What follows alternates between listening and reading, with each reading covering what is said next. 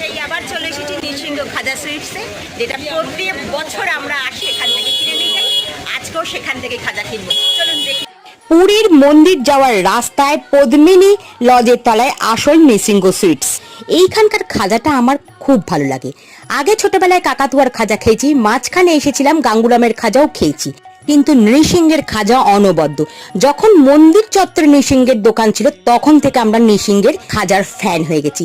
আর এই দোকানের বিশেষত্ব হলো আমরা পুরীর মন্দিরে পুজো দেওয়ার পর যে টুকরিটা দেওয়া হয় তাতে খাজা ছাড়াও অনেক রকম জিনিস থাকে। এমনকি মন্দিরে আনন্দবাজারে লাড্ডু কিনতে পাওয়া যায়, বেসনের লাড্ডু, আটার লাড্ডু, সেই সব জিনিসগুলোও কিন্তু এই নৃসিংহে খাজা সুইটসে পাওয়া যায়। আপনারা যখন পুরী আসবেন বিশেষ করে নৃসিংহ সুইটস থেকে একবার গরম খাজা কিনে খেয়ে দেখবেন, দুর্দান্ত স্বাদ। এ স্বাদের কোনো ভাগ হবে না। এই দোকানটায় আরো একটা জিনিস পাই, এরকম ছানার মালপো, এটাও খেয়ে দেখতে পারেন কিন্তু।